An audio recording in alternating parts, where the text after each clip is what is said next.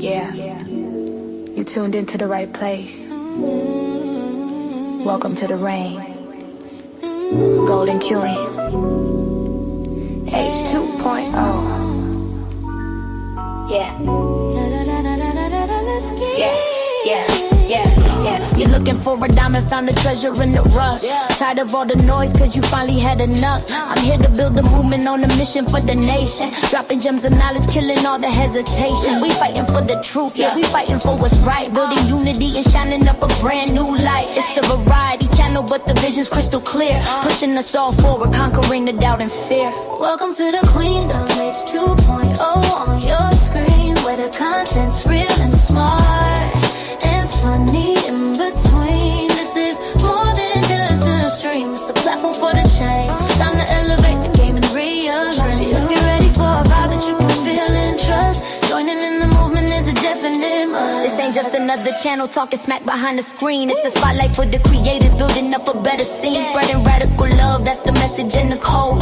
Helping everybody carry up a heavy load. From social justice issues to the laughter that we need. Planting seeds of progress, watch them grow from just a seed. This is authentic, this is raw, this is everything you saw. Welcome to the battle that is truly being fought. Ooh, so come with your respect and see the real effect. Cause I protect my own right here on the throne. Don't make me envy. Unleash the dragon.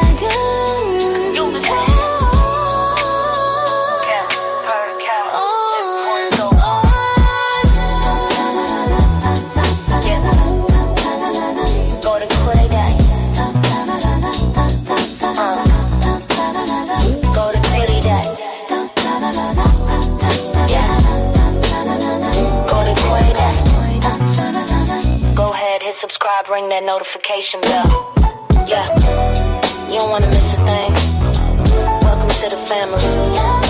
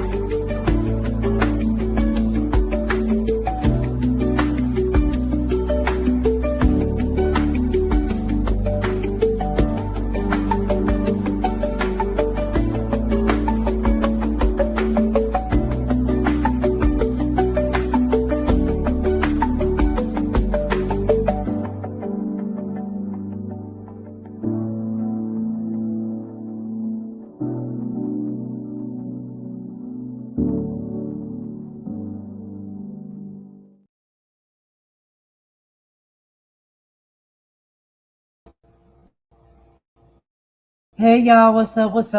It's your girl Golden. I am back. We got another video to get into, y'all. I told y'all I would be back this evening.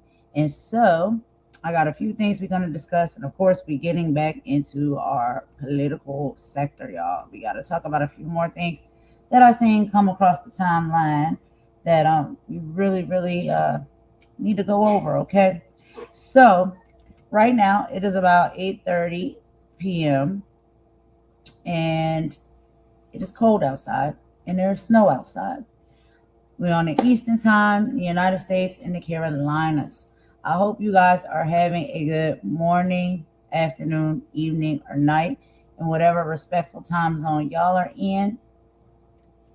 And I hope the weather is good there for y'all as well, because child, it is freezing here. I have not been outside all day. I have not wanted to go out.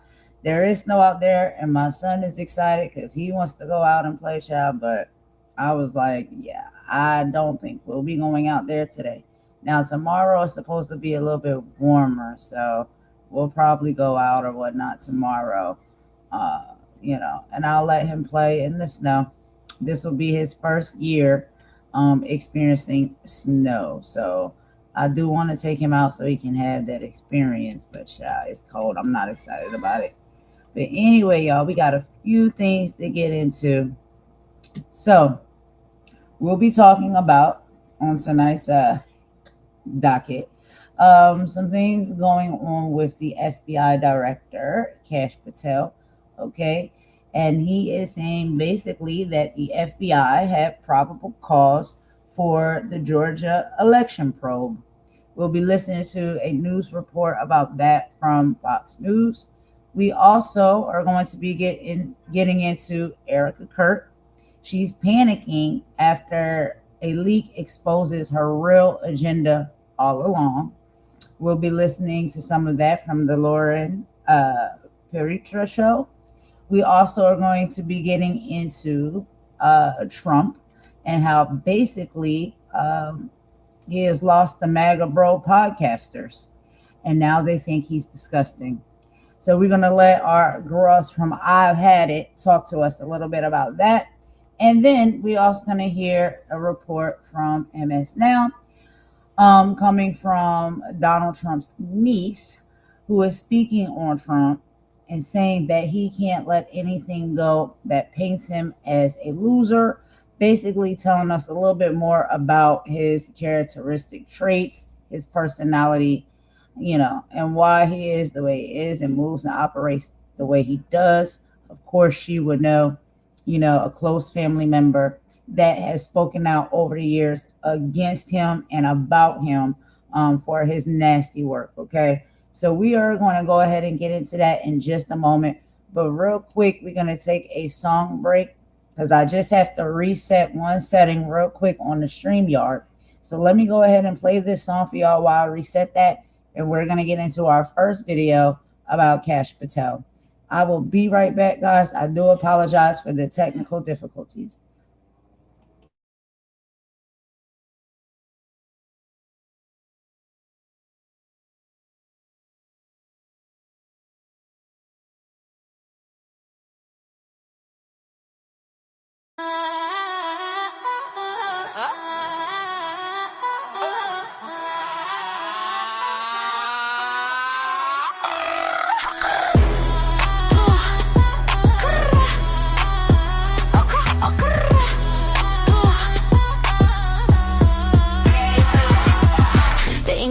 On the bill is looking faded and frayed. The fourth estate is corporate owned and heavily paid. They're trading in the facts for a narrative fabricated. If you leak the truth, you get deleted and degraded. Look, the teleprompter's glowing with the scripted out deception. A digital infection to manipulate perception. They steer the conversation in a singular direction while the First Amendment's dying with no hope of resurrection. It's a manufactured crisis, yeah, they're selling us the fear.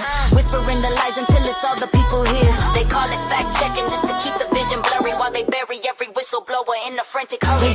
Silence in the streets, silence in the booth. A total moratorium on anyone with truth. They're tearing out the pages, yeah, they're burning down the fence. A war against the people and against our common sense. It's the sound of the silence. It's heavy and it's cold.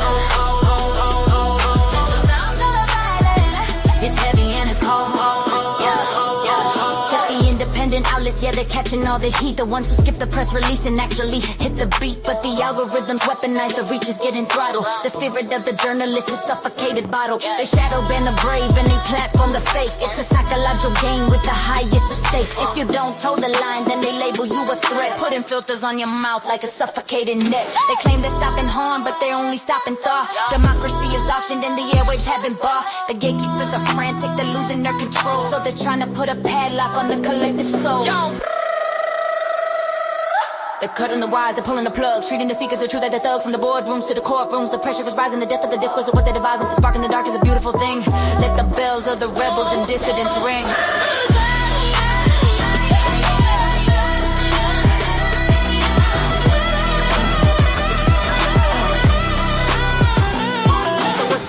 Of peace if the cost is your tongue. The songs of the ancestors are waiting to be sung. They want us quiet, compliant, and staring at the floor while they're locking up the exits and they're bolting every door. But the truth is a frequency they can't fully jam. I'm a man with a mind, I'm not a ghost in their program. No more silence. The loudest thing in the world is the truth they try to hide. Keep the mic on, keep the eyes open. Keep the eye cameras on.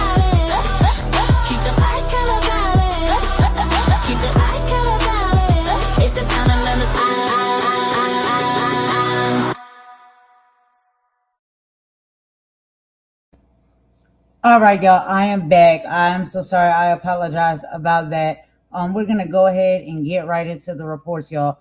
So the first video that I want to show you guys is going to be coming from Fox News, and again, this is going to be reports on Kash Patel and how he's saying the FBI had probable cause for Georgia election probe.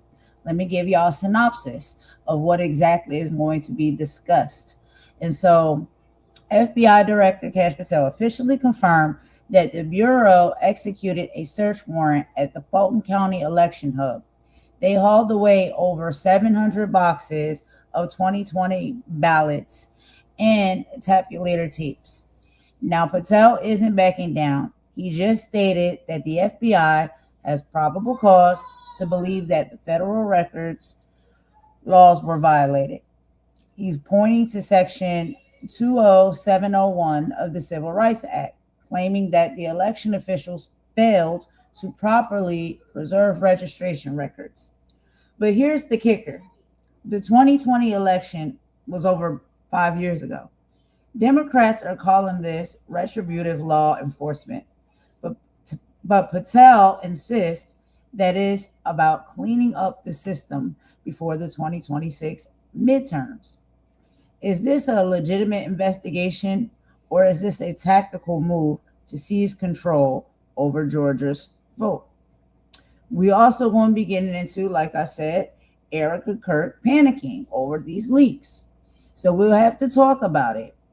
Erika Kirk, who has taken the helm of Turning Point USA after the tragic loss of her husband, Charlie Kirk, there are reports now swirling that she is in a state of panic after a massive leak. This isn't just a rumor. Leaked audio from a private Zoom call released by Candace Owens allegedly exposes a real agenda that differs from the public-facing mission of her organization. Critics are saying the leak reveals a focus on optics and power shifting rather than the grassroots movement. We'll look at whether this internal strife will derail her recent endorsement of J.D. Vance for 2028. Also, the MAGA Bros podcast revolt. This might be the most surprising development. The manosphere is in meltdown. The bro podcasters who move the needle with young men in 24 are starting to distance themselves following the recent unaliving or pow-powing of the ICU nurse by federal agents in Minneapolis. Some of these influencers are calling the administration tactics disgusting. We're seeing public announcements from podcasters who literally are declaring war on each other over these high-pressure tactics. If the digital vanguard jumps ship, the administration loses its direct line to the youth vote. We also are going to get into the loser complex. So, like I said, Donald Trump's cousin, Mary Trump, is back with a psychological breakdown that is starting to go viral. She says her uncle is obsessed with the Georgia probe because he simply can't let anything go that paints him as a loser. According to Mary, the 2020 loss is a wound that just won't heal for him, and he's willing to use Kash Patel and the FBI to rewrite that history so he never has to face that label ever again. We'll discuss if this winner versus loser dynamic is now the primary driver of the U.S. domestic policy. Let's go ahead, y'all, and get into our first report for the evening, and that's going to be Kash Patel. So let me go ahead and pull this up for you guys. This is going to be on Fox News report. But, we try to keep it fair a little bit over here. So sometimes we'll play things from the left. Sometimes we'll play things from the right.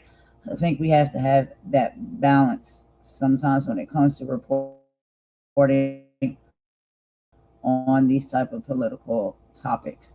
So let's go ahead and get into this reporting right here. But as we also know, Fox News seems to have taken a turn to where they're not necessarily tap dancing for Trump the way they used to. So anyway, that's neither here nor there. Let's get into this report, y'all, and I will meet y'all in the chat per usual.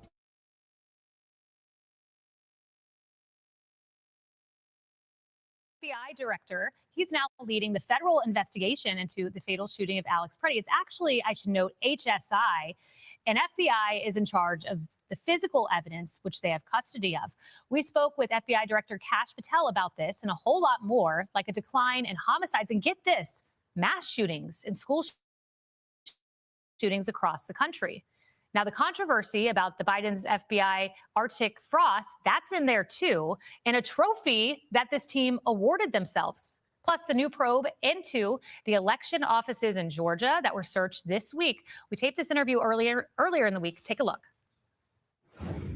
Let's bring in FBI Director Kash Patel, who joins me now. Director Patel, I want to start with the news, and the news is out of Fulton County, Georgia. I know this is an ongoing investigation, but the FBI on Wednesday did obtain a search warrant to look at this Fulton County Election Hub to access physical ballots, electronic ballot images, and voter rolls. Is there anything you can share at this moment?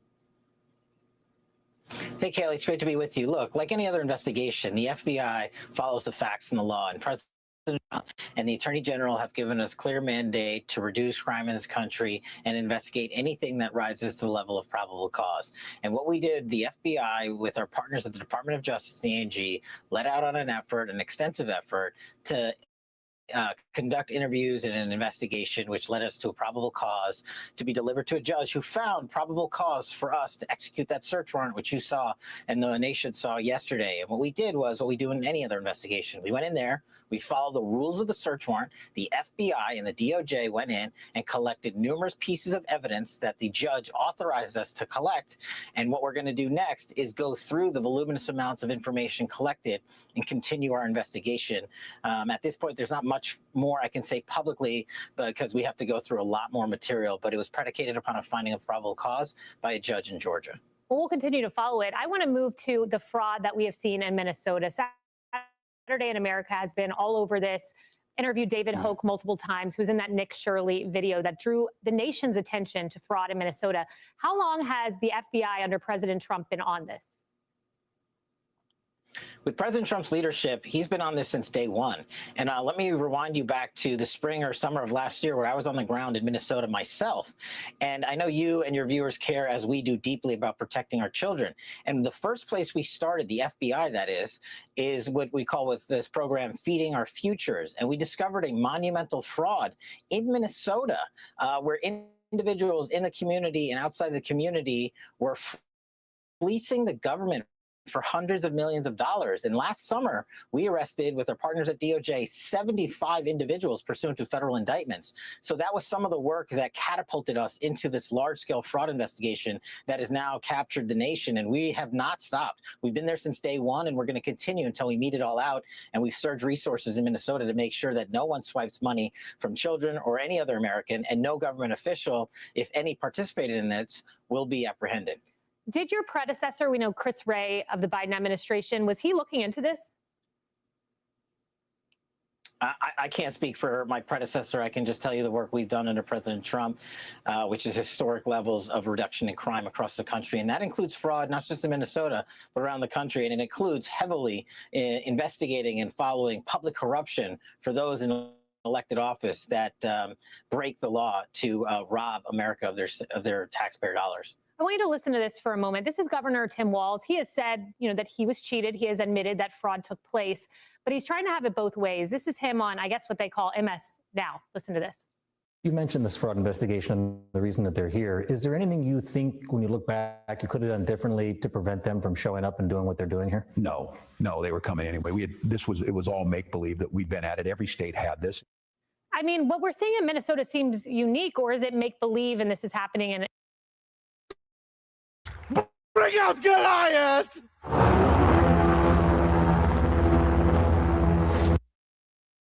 every state and jurisdiction? Well, thankfully, every state does not have this problem. I don't have another statistic to give you where we arrested 75 individuals in one summer for hundreds of millions of dollars of fraud related to a program that's supposed to feed malnourished children in underprivileged families. So I don't know what he's talking about. That's pushing it under the rug. And also, a fraud of this size, there should be state and local authorities alerting the FBI early on and participating in our investigation. We went up there and did it with the federal authorities and the DOJ, and we've continue to ask those in Minnesota and around the country of any information on this to let us know, because this investigation is not over. The size of the fraud continues to be exposed, and there will be more arrests coming. Final question on this. A DHS source has told us that they have located $700 million in bulk cash by Somali couriers going through the Minnesota airport. By way of comparison, just $3 to $4 million goes per year through JFK and DFW. That number was over a 2-year period. Is this something that you're looking into, or is this solely in DHS's purview? This is in DHS's purview, but of course, like any great interagency partnership, Secretary Noem and I and Tom Homan have a great partnership, and we're going to continue to collect information, and whether it falls into their lane of investigation or ours, we're going to make sure we put the resources necessary to expose those involved. So I want to get to the great work of what the FBI does, and it's fighting crime.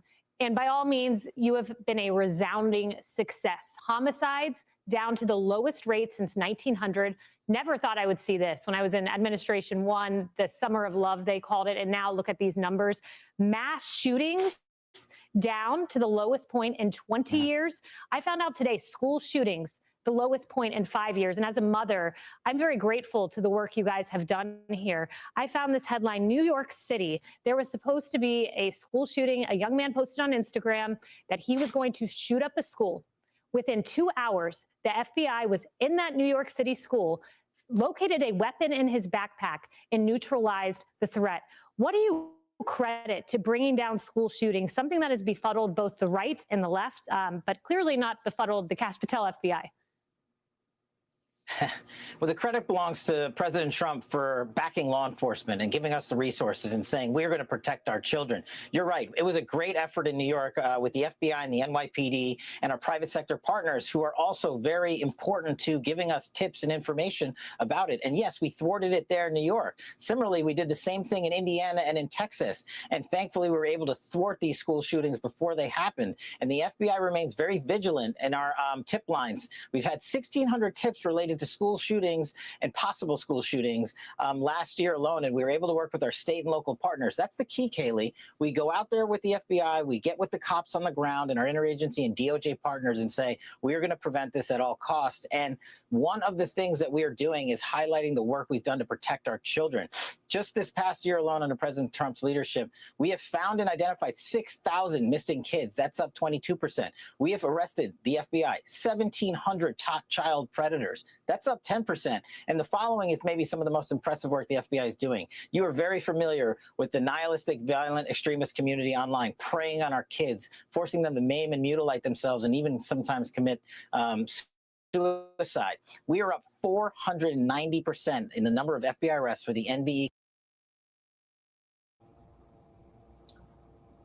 When conversations like this happen, it's like sometimes you gotta bite your tongue and just not say anything. I'm not going to say what I want to say. I'm gonna just let it slide.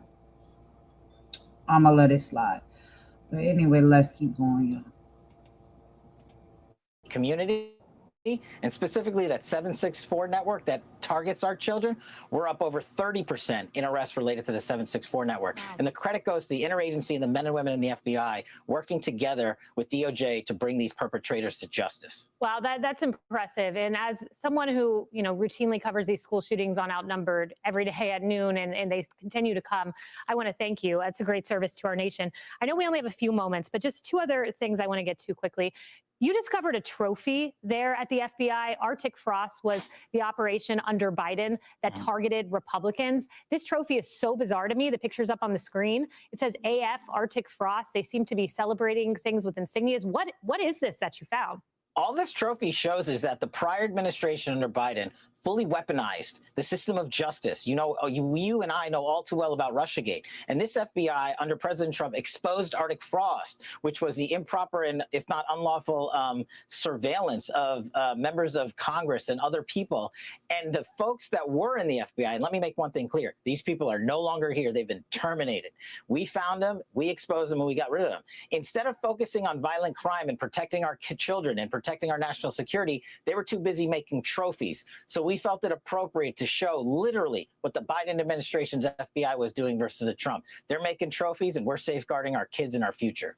Well said. And final question to you, of course, everyone has been focused on Alex Peretti and the death of Alex Peretti. There's an ongoing investigation. I did catch a soundbite where Governor Walz said that he spoke with Tom Homan and that they would be in touch with you. The FBI's role in this, I know you said it's collecting physical evidence, but just to clarify the role of the FBI here, if you could.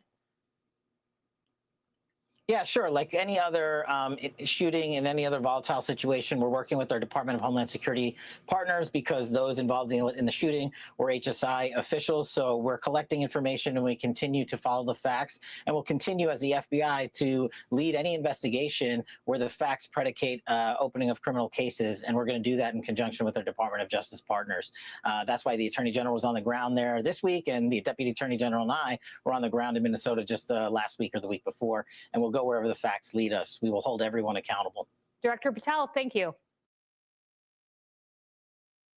Wait, if you've taken Uber.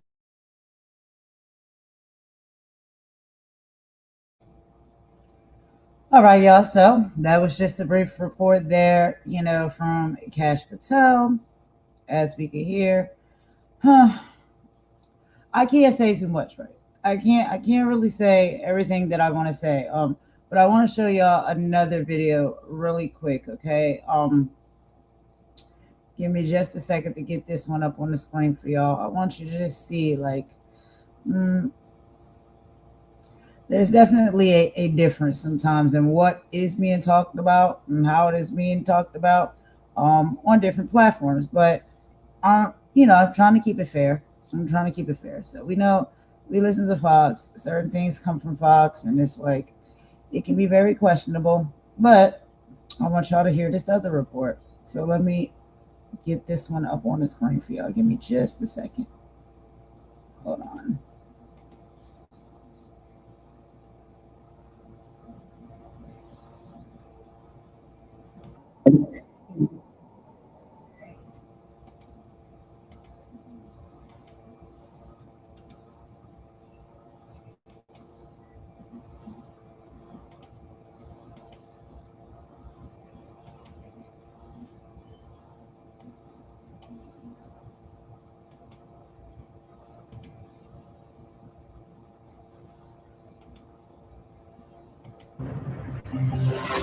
We're coming back for some brand new breaking news. MS Now has just learned that FBI Director Kash Patel may be out of a job in the coming months. 3 people with knowledge of the situation say President Trump and his top aides have grown tired of Patel and the unflattering headlines he's been generating recently, including using a government jet to visit his girlfriend and enlisting a SWAT team as her security detail. Joining us, MS Now Justice and Intelligence reporter Ken Delanian and MS Now White House reporter Laura Barone Lopez. Both of them broke this story along with Carol Leonnig. Ken, give me more. Well, Katie, I should say, first of all the qualifiers apply here. With Donald Trump and personnel decisions, you never actually know exactly what's going on. But we are being told that Kash Patel, the FBI director, is on increasingly thin ice. And the president is considering replacing him by the end of the year with Andrew. Okay, hold on, because this one escalated fast. 1 minute, Kash Patel is doing interviews and brushing off criticism.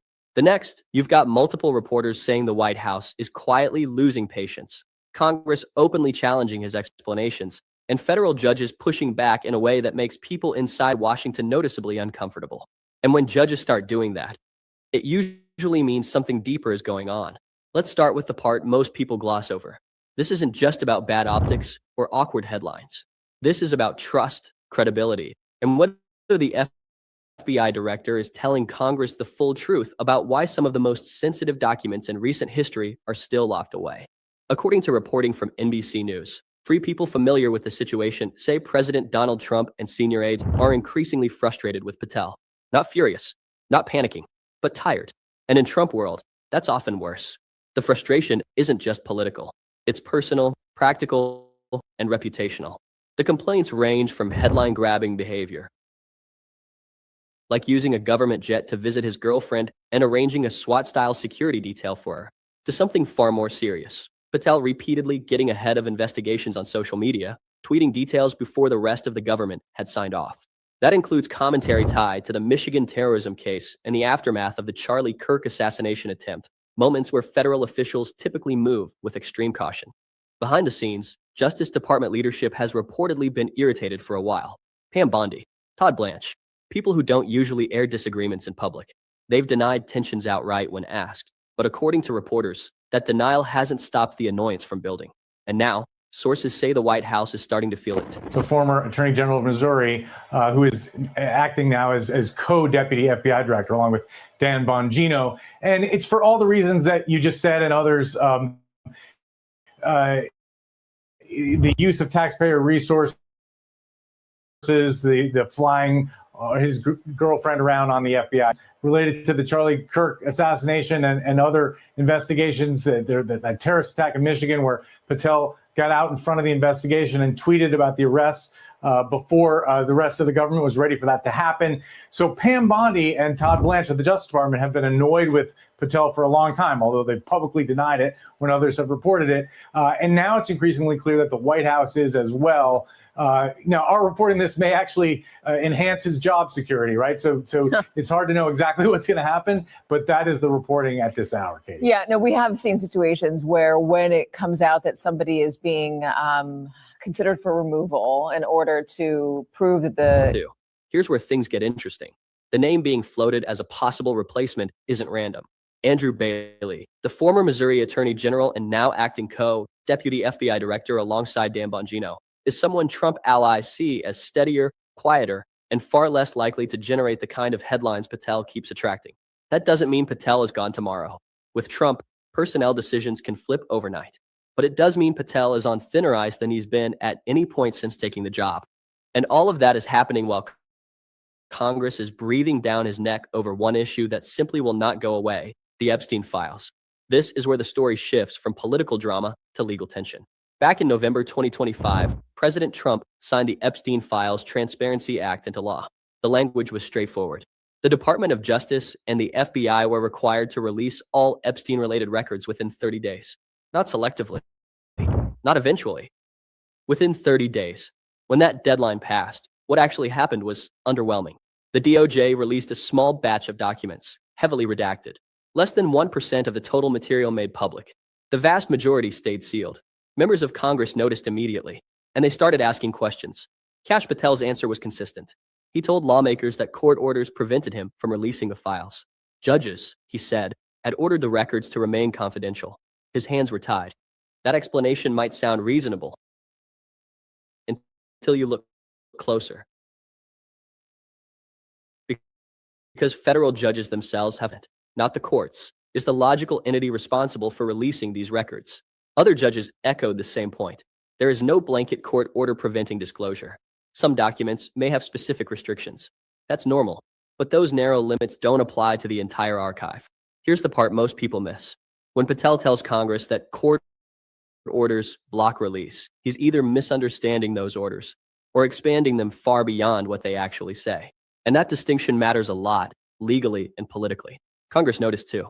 During a tense exchange, Democratic Congressman Dan Goldman pressed Patel directly. Goldman, a former federal prosecutor with a decade of courtroom experience, asked which specific court orders prevented the release of FBI witness interview statements. Patel didn't give a clear answer. Instead, he shot back. Do you know how court orders work? Goldman didn't miss a beat. He responded calmly, yeah, I was a real prosecutor for 10 years. That moment landed hard in the room, not because of the sarcasm, but because Goldman then explained in detail what the court orders actually say and why they don't justify withholding everything.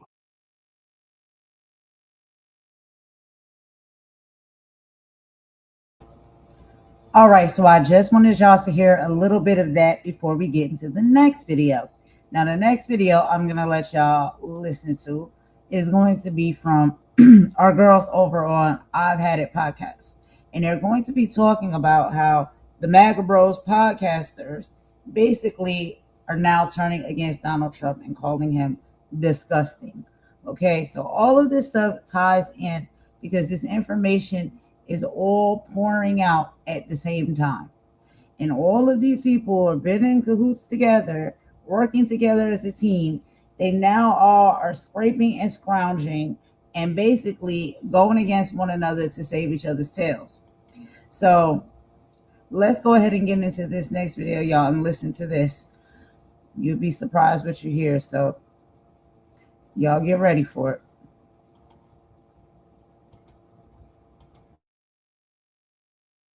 All right, Donald Trump is bullying and harassing his supporters online, and all historians and scholars that we've spoken to tell us that autocrats have particular disdain for their supporters.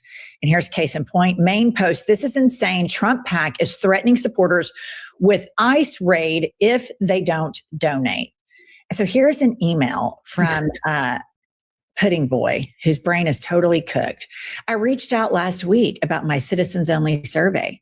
Your file says you're a top MAGA patriot, but my records to my survey still say response pending. Don't tell me you're an illegal alien. That cannot be true. This is your final moment to prove me wrong. Please. And then it's like, are you a proud American citizen or does ICE need to come and track you down? This is unbelievable. And here's all I have to say to this is the Republican Party during Nixon, and his crime seems so quaint now and so pedestrian at this point compared to everything that Pudding Boy and the army of psychopaths are up to. Just this alone, number one is so white trash. Number two is so toxic. Number three, are his supporters, I guess they're really this stupid. You know, like if you throw in, like, could you imagine if Obama sent something out like that? Could you imagine if Kamala Harris or Joe Biden sent something out like this? No. Could you imagine? And then all of these corporate TV channels have all of these people on who sit there and act like Donald Trump has decorum or he just has a different governing style. And it's like, he is an unhinged, toxic psychopath surrounded by even more unhinged, toxic psychopaths, because at least maybe there's a little bit of cover that like, okay, he's got dementia. Right. Stephen Miller doesn't. Right. JD Vance doesn't. They're just hateful and psychopaths for sport. Well, here's the thing. You know who else held Nixon accountable? The press. And that's why he's systematically dismantling the freedom of the press. I mean, look no further than Laura Loomer is now a credentialed agent at the Pentagon. But my thing is, where is this money going? He's a lame duck. He's turned out. So this is a clue as much as anything he's done. I'm sure it's going into his pocket, but it has to go somewhere before it goes there. And he's acting like he's campaigning again. That's my thought. We need to get all money out of politics. I mean, the election should be publicly funded. This is the amount you get. This is the amount you get. You have 2 months. This permanent campaign, raising billions of dollars, grifting your supporters, emotionally blackmailing them. Are you an illegal alien patriot? I mean, it's so juvenile and so ridiculous. I just cannot believe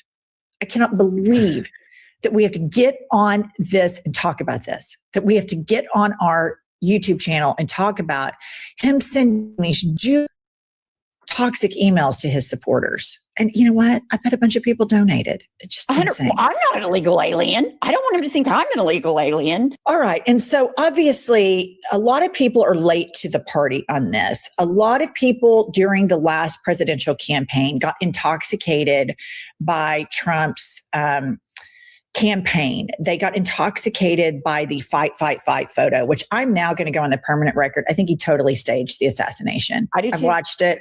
I think he staged it. They lowered the flag. They let the press go in. I think he staged the whole thing. That's just my opinion. Maybe I'm going blue and on. I don't care. Fuck it. We're in the middle of Trump's 2.0, but a lot of people like Andrew Schultz fell for all that crap. And Donald Trump is a lot of these guys' idealized form of masculinity, and they submit to him. They're submissive to this man. They don't stand on anything on their own. And he is so objectively deranged, objectively not for democracy, objectively a Nazi fascist show. So even these guys who on their channels just couldn't promote him enough and bought into all of this, crap that he's so, wants to make America great again, which is objectively a throw. Now it's, Monday morning quarterback, play the clip. Every time something horrific happens, they keep going, but look at the pedophiles we got. Look at the murderers we got. Look at all the violent criminals we got. I looked at the numbers. It's 5% of the people they deported are violent criminals. Yes. There's probably more pedophiles in the Oval Office. Exactly. If you bring up another fucking pedophile about deporting and you're not releasing the Epstein list, just shut the fuck up, all of you. Yes. I don't want to hear anything else about, we got to deport the pedophiles. They're right here. Yeah. They're right here. They're a list of them, and you're not exposing it. Pumps. I love him saying that because this whole manosphere and all these conspiracy theorists were obsessed with the Epstein files. And now you see some trying to give cover, well, it's Pam Bondi. Oh, well, we want to protect the victims now. It's all bullshit. They want to protect him. So this is part of the splintering on the Epstein files, which the two things that seem to have harmed him the most politically are the Epstein files and what is happening with ICE and someone that is so for Trump 2.0. This gives me some type of optimism, albeit limited. But then he goes on to say in that same podcast, this about ICE. Kylie, play that one. About what happened in Minneapolis. ICE murdered an American citizen in cold blood, and then the Trump administration. Yeah. That's it. Yeah. Plain and simple. Yeah. I see the administration trying, and it's fucking disgusting. Yeah. It's like they didn't even have a moment where they're like, hey, we're reviewing the footage. We're going to try to see what's really happening. All of them, Trump and all the cronies, put out collective statements that immediately blamed an American citizen that was exercising his First and Second Amendment rights. Right? He has the right to protest. He has the right to carry a firearm. He's a legal gun owner, right? Mm-hmm. There's no question about this whatsoever. And the administration immediately comes out and they try to gaslight the public, which you cannot do when we have 15 different videos of what happened. Yes. And that is what they do, though. But what I have to say about this is I sometimes can be like, which is not helpful. And so I just want to say this out loud because I know a lot of our listeners are probably thinking what I'm thinking right now, like, fuck Andrew Schultz. When it mattered to have conviction, you didn't. You propped up a guy who this pedophile stuff and all of these people wasn't new. Mm-hmm. And you just thought it was the Democrats at the time. But the rest of us who read objective news knew that he was in the middle of them, that he was friends with Jeffrey Epstein, that it was under his DOJ that Jeffrey Epstein committed, quote, suicide. And so I want to say, fuck you, Andrew Schultz. And so I get how any listener feels that way, but cooler heads have to prevail. And when people arrive at this resistance, no matter where they were during the vote, and that vote can still piss you off. You can have a compound feeling. Like, he pisses me off. He was such a prick to platform him, to get intoxicated on the faux testosterone of this movement and worship a man who wears a full face of makeup every day while he sits there and goes, I weave. And everybody's like thinking it's hilarious. So that pissed me off. But at the same time, welcome to the resistance. Like, this is serious. This is serious. And he has a large audience.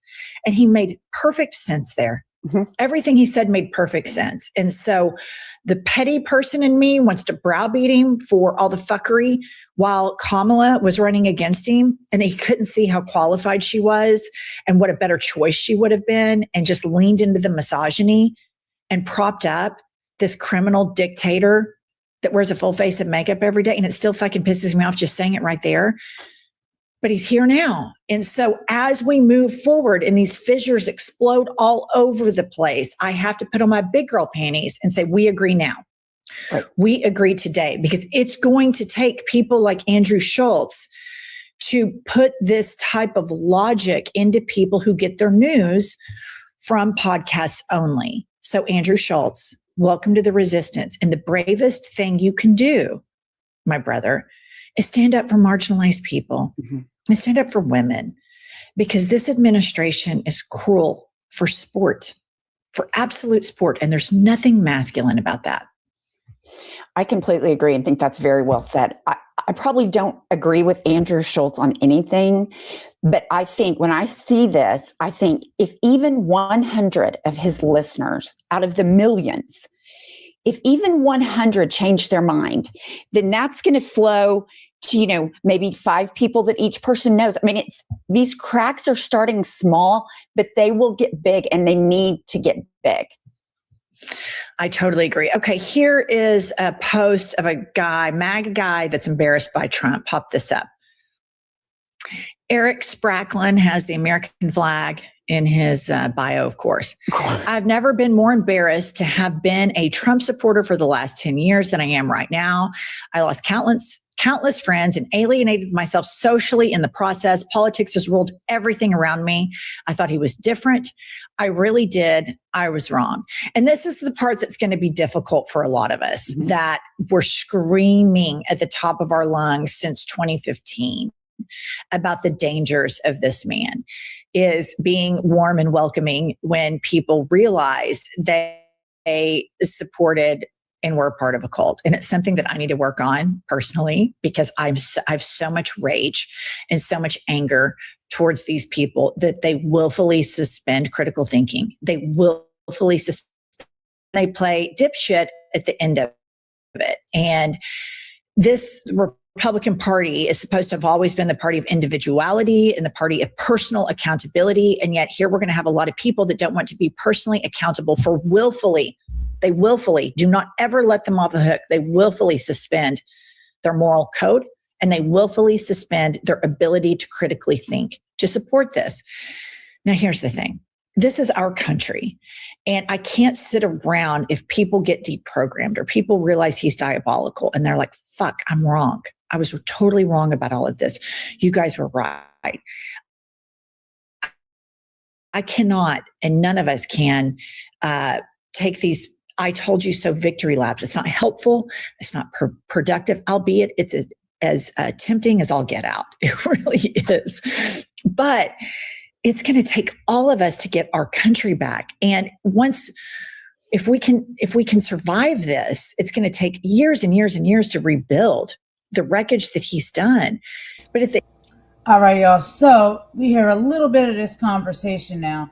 And so I don't know if anybody's familiar with, Andrew Schultz and the podcast that they have over there. It's not one of my favorite. I don't necessarily listen to them. I've heard some of the things that they have said before on the podcast, like clips and things like that, and seen some episodes. And I don't really necessarily care for them. They're not my cup of tea, but they may be someone else's. But I did want to play this next piece of audio for you guys, because we do see that there's a lot of people that are switching up. We do see there's a lot of people that seem to be jumping ship, and now all of a sudden their talking points are going in a different direction. And I don't really know how to feel about that. I feel like, yeah, change is possible.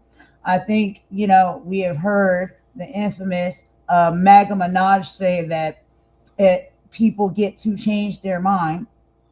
But I do just believe that, all of this is a little performative to me when it comes to certain groups, because of just how hard and 10 toes down they were when Trump was saying the things he was saying initially and moving the way he was moving initially. And then it's like now all of a sudden people are, oh, it's so disgusting. Oh no, we can't tolerate this. Oh no, he's a nasty piece of work, but he has been that way. And he told people exactly what his intentions were and what he wanted to do. And a lot of people just laughed right along with it. You know, they didn't care. It's almost like they were on board as well. And so I want y'all to listen to this part of the conversation from the sit down from a year ago with Andrew Schultz and Trump. And this is a conversation at this point of the podcast where they were talking about immigration. I want you to listen to exactly what Trump was saying. I want you to listen to what their response was to that and their actions and their energies. Listen very closely. All right, here we go. We are a nation in decline, whether you like it or not. I hate hearing that. I know. I hate that. it. Hurts me. That hurts me. As a proud American, well, what you like though is, but we're going to be greater than ever before. So that's, I think, the messaging that I think. Yeah, I think that's really nice. Well, that's to hear. my ultimate message. But you can't avoid the fact that we've allowed 21 million people into our country in the last 3.5 years. And I don't know your persuasion. I don't know if you guys are liberal or what, but nobody can be happy with 21 million people openly walking into a place we don't know. And it was released last week that 13,000 of those people are murderers. 13,099. 13,000 of those people are in prison. They're incarcerated for murder, and they let them out. I think you have support on this, though. I think everybody, tremendous support, regardless. I think I'll let you know. I'll let you know on November 6th if I have support. But the I day don't after think, the election, I don't think November there's 5th, the most important day. Yeah, no, I think people are agreeing they want a strong border. And I think I don't think that's an issue that's like tearing the country apart. But I do think that there is something. There are some people that want to open, and they're either. But they're like politicians that are getting some sort of reinforcement through this. The average American, I don't think is going. Well, we they hate need our an country. open board. Yeah, I think only a person that hates our country, actually, maybe it's a down deep hatred, can want open borders. So we took in more than 21 million people in the last 3.5 years, and we have no idea where they even come from. They're terrorists, they're drug dealers. You know, in Venezuela, and it's not just South America, but take Venezuela. They've taken their criminals off the streets of Caracas, which was a very dangerous city. You couldn't walk across the street in Caracas and get a loaf of bread. Right now, it's a safe city. Their crime is down 72%. They've taken all of their criminals, almost all of them, and they brought them into the United States and dumped them. Yeah, that's not ending well. You know where some of them went? To Aurora in Colorado, and they took over the town. They took it over. The whole town? Oh, pretty much, yeah. You know how they took it over? With guns. If they went into the real estate business, like me, I had to go to a bank and borrow. Yeah. They went in with guns, MK-47s, or they went in with would have been so much easier. Weapons like nobody's ever seen before. You know, I think most people they went in with board. military-style weapons. They've taken it over. But I think most people are on board with deporting any illegal that has committed a crime. Yeah. Like I think there's bipartisan support of that. I think the tricky thing comes, and honestly, I have empathy. Like you're a business owner. Yeah. There's been people. I'm not trying to out you, but like there's been people I'm sure that might not have had like legal citizenship that have maybe worked in various businesses. that's true. And it's like, you know, I've definitely been taken care of as a kid by people that weren't legal, babysitters and stuff. So there are people that maybe would like a path to citizenship that I have a lot of empathy for. You have to start with the criminals. Agreed. Okay, look.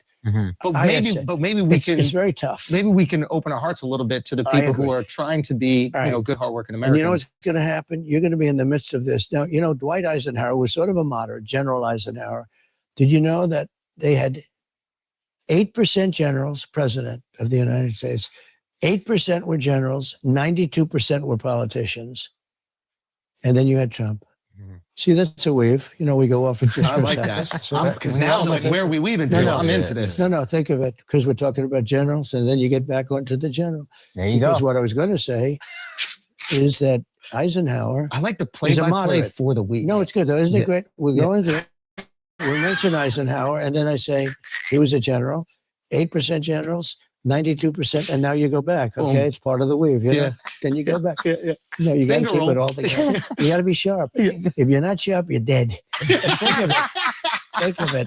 No, but think of it. So we have 92% and 8%. Nobody, no admirals, and no business people until me. So now we have me. I'm one. Yeah. So I'm. And then maybe things change after that. Here's No, I think it will change. There'll never be another business person that ever does this. Okay, here's a because question. I've been treated so badly that I think that no person of success. Don't forget, my whole life was deals.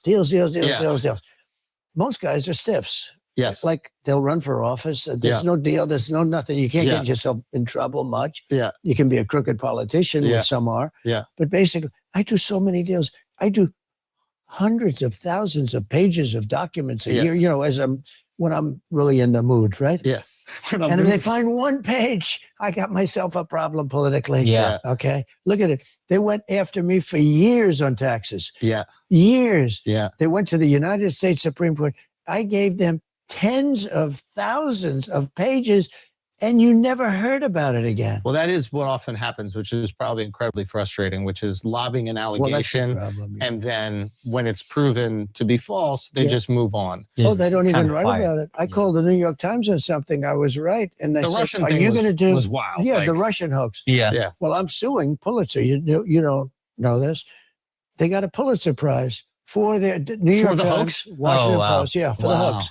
They got the Pulitzer Prize. Yeah. So the writers got Pulitzer Prizes for their brilliant coverage of the Russia hoax. But Interesting. it turned out to be right. So Yeah. we wrote a letter to the Pulitzer Prize, right? You know, the committee, it's a big foundation. Yeah. And we said, it's a lawsuit that's going on right now. And we said, we demand that you take back the Pulitzer Prizes. We demand a apology. Yeah. Because you're actually, by leaving them, you're sort of saying it happened and it didn't happen. Everybody now is You're giving it rewarding up. the lie. Yeah. So I sued them. They said, well, we did what we did. That's okay. That's all right. So I sued them. Mm-hmm.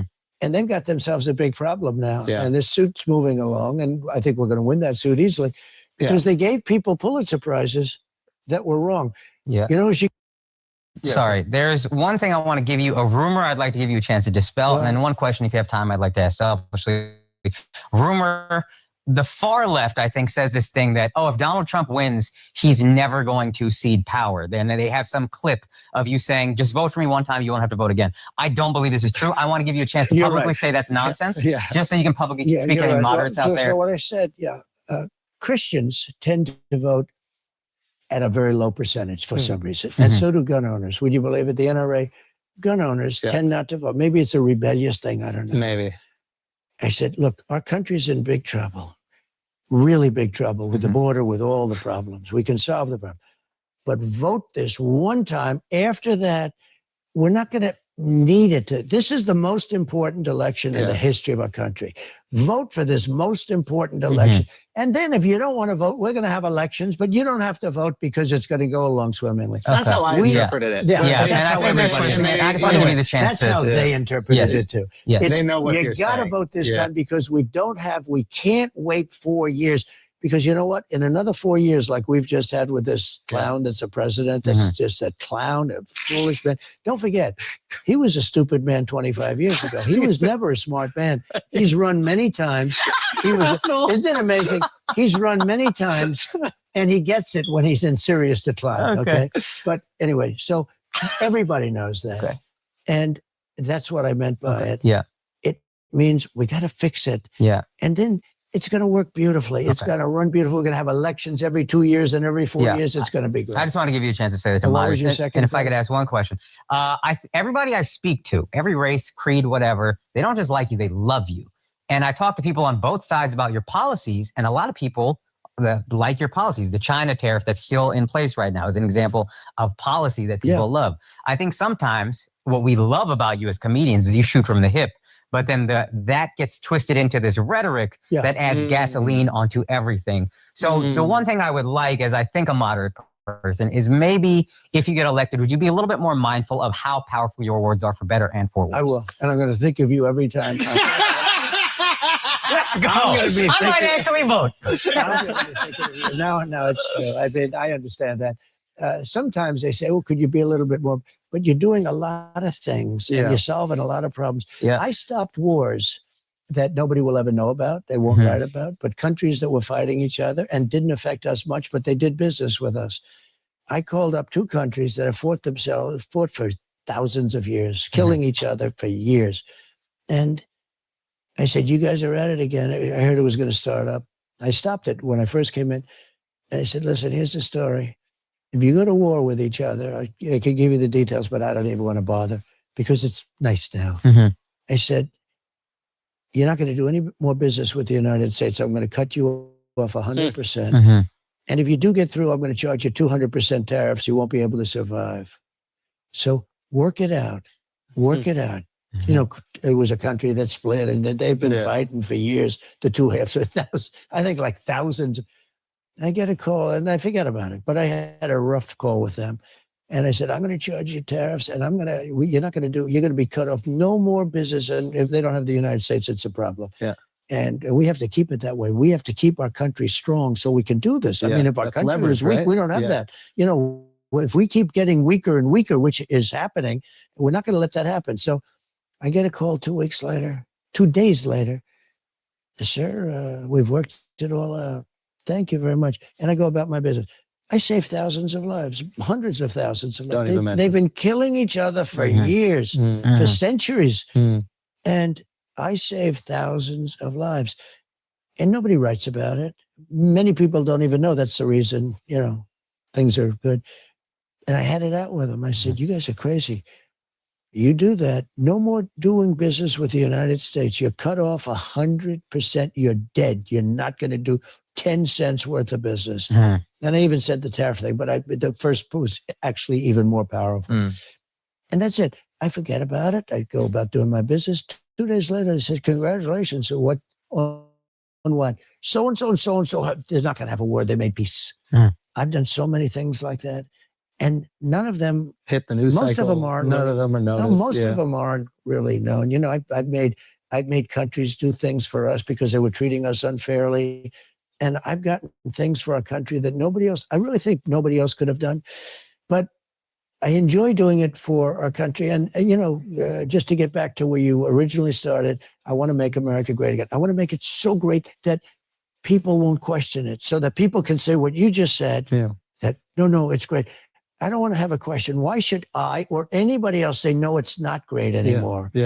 I don't want to be in that position. I think I want to make it so that when you ask a question like that, we can say, well, it's a great, great country. We love our country, but we can do a couple of little things. I think we need that. I'll put that in our, we want to put that in our basket. I love that. And well, first of all, thank you so much. This is an honor. I would be remiss to not even bring this up. You've said that you want to have peace in these places, not just Russia and Ukraine. It's obviously the Middle East. I know that is a very tough task. I don't think maybe you get enough credit for what you accomplished and your administration accomplished with the Abraham Accords. The Abraham Accords, and they did nothing. Again, Iran was willing to do a deal. I would have had a deal with Iran within 7 days after the election. I actually said, let's delay it till after the election because I was sure we were going to win the election. But things. All right, y'all. So I just wanted y'all to hear a little bit of that. We're going to go ahead and take a quick song break, and then we're going to get into the Erika Kirk story and why she is in a panic, okay? So we will be right back after this song break.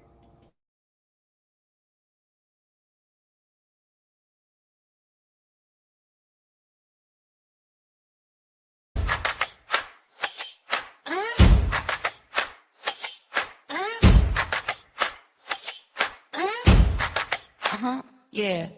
They thought we were sleeping. Woke up! Woke up! Woke up!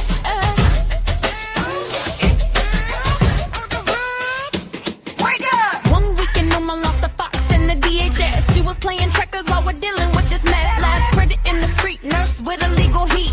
Hosted in the holster, but they killed them for the feet. Yeah, the surges hitting cities, call it metro, call it war. They knocking down the Constitution on the bedroom door. Bleep is split. Massey screaming, what's the price? A new one's on the stand, yeah, she's skating on the ice. They stripped the bill, they removed the clause. No safety for the people, they're breaking all the laws. Rocket in the room, yeah, she's looking at the files. Comers out of time, she's been waiting for the trial. We got boots on the earth, I'm moving through the mist. They want the total surge, we're coming with the fist. Boots on the ground, yeah, the narrative is dead. Trump firing the chiefs while the streets are seeing red. Stay live. We got boots on the ground, moving through the mist. They want the total surge, we're coming with the fist. Boots on the ground, yeah, the narrative is dead. Trump firing the chiefs while the streets are seeing red. Stay live.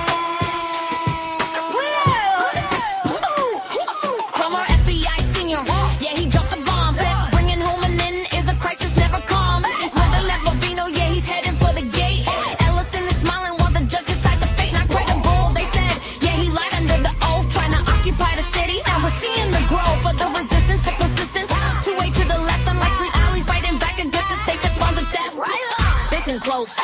Listen close. Listen close. Listen close. They removed the ban on deporting the citizens. They're current clearing for the bullets in the prisons. From Indianapolis to D.C., the wall is falling down. They can't stop the movement when we're holding down the town. Got boots on the ground, moving through the mist. They want the total surge. We're coming with the fist. Power. Boots on the ground, yeah, the narrative is dead. Trump firing the chiefs while the streets are seeing red. Stay down, lay down, lay down, lay down, lay down, lay down, lay down. The surge is crumbling. We see you. We see it all.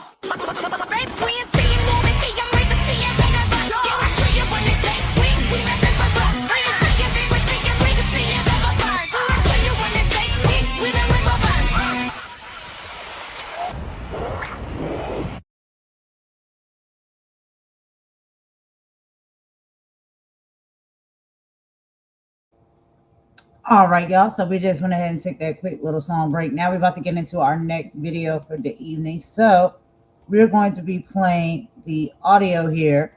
And this video is about Erika Kirk. She is in a panic because there has been a leak via a voice message that is exposing her real agenda from the very beginning. And I don't know if y'all have felt or had any type of, concerns or suspicions. I know I did. When it comes to a little bit, just her character, her energy, her personality, something's a little off with her and a little off with the entire situation. And again, I did not know these people, nor did I watch them before all of this started to go viral and came out. I looked into it, some of Charlie Kirk's content, listening to Erika Kirk having these speeches that she's doing now and this tour that she's been on, and just watching and listening to how she moves and she operates, considering what happened to her late husband, Charlie Kirk. It just didn't sit right with me, but y'all can let me know what y'all think. But now we're seeing the truth is coming out. So let's go ahead and take a listen to this.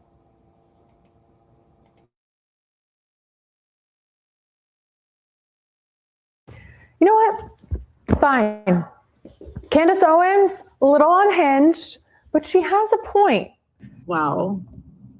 I don't even know where to begin. The fact that we were able to pull off an event of a century, it's just insane.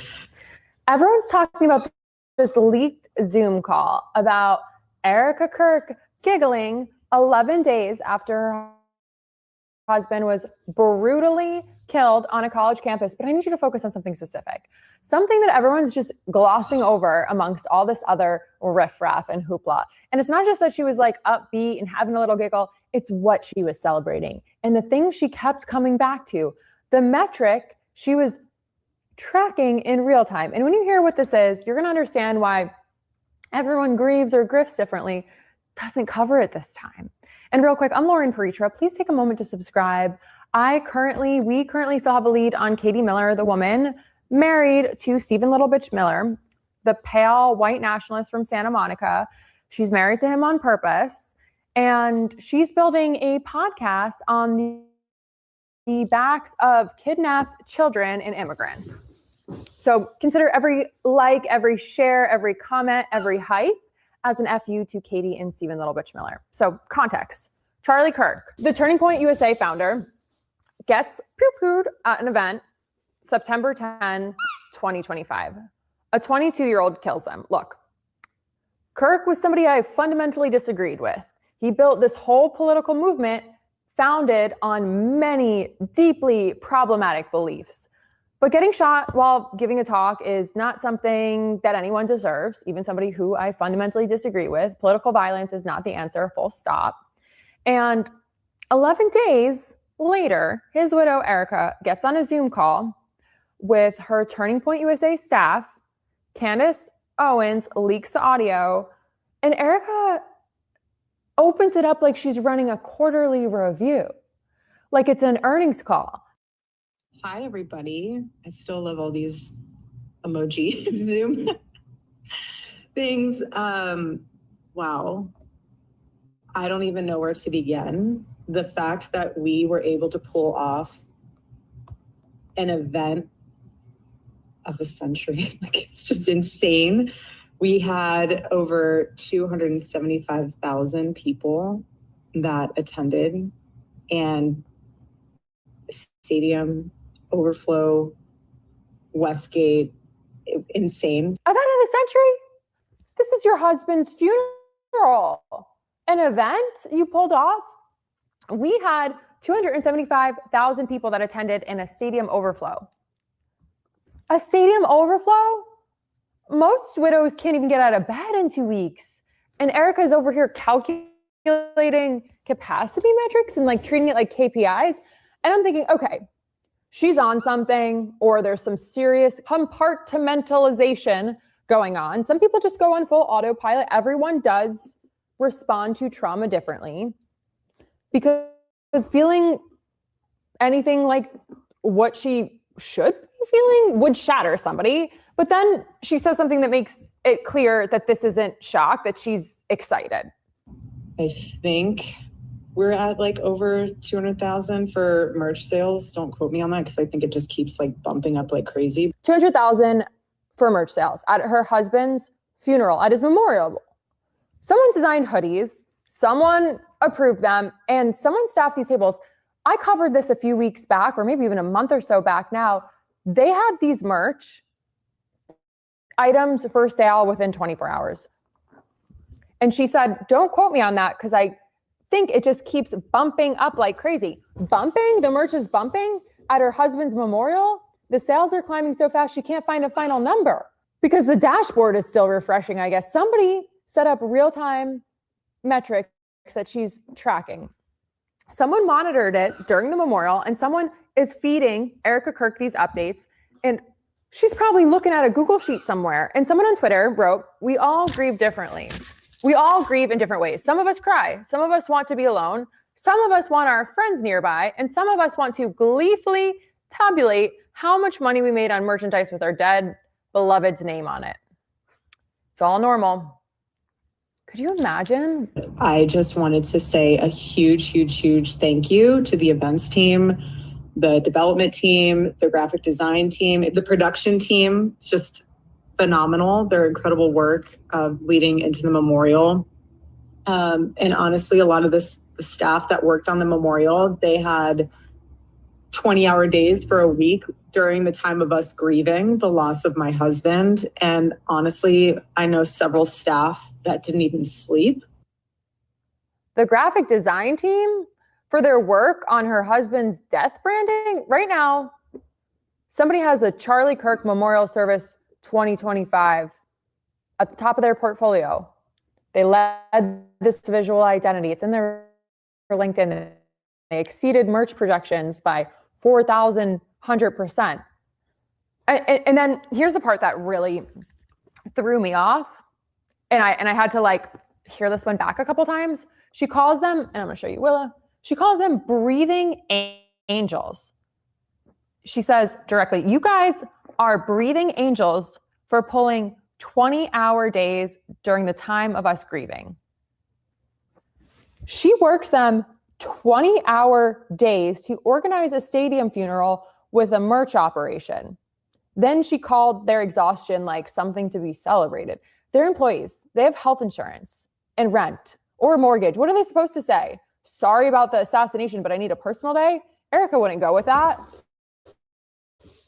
She took coerced labor and she's trying to act like it's holy. I'm picturing them on this call, dead-eyed, running on just nothing but cold brew and maybe some Adderall, and their boss is calling them angels while celebrating revenue. And somebody's probably crying on mute. Like, then she needs to handle the workplace drama. And she says, I don't care if you have beef with each other from the past, please put it to rest. I feel like the next thing she's going to say after that is like, please have some babies. She says, my husband's dead. It's like a weird PowerPoint transition. She's using his death as like a means to put into perspective how life is short. I guess the emotional weight of the way she delivered this was with the emotional weight of the copier is jammed. Just, my husband's dead. like just going on about the meeting. Life is short. The merch is bumping. Let's align. And throughout all of this, every second she's giggling, delighted. It's like the 5 stages of grief or the swirl. Erika just added a 6th one in there. Thrilled about Q4 projections. At no point does this feel like a widow or anyone who's lost anyone that they care about. And defenders are going to say, like, everyone grieves differently, or this is Christian joy. Sure, people grieve differently. Some people cry. Some people can't cry. Some people work. Some people go spiral into the disease of addiction. Some isolate. Some call their husband's assassination the event of a century. Okay. Then they celebrate merch sales, bumping up like crazy. Thank the graphic design teams, working their staff 20 hours a day and calling them angels. What the fuck? And then she's asking to use her dead husband as the workplace squasher of beef. The Christian joy defense. So listen, I'm not one to subscribe to organized religion, but technically when Jesus went to Lazarus' tomb, he wept. He didn't check attendance. He didn't thank the production team. He didn't like commemorate on it with sales of something. He wept.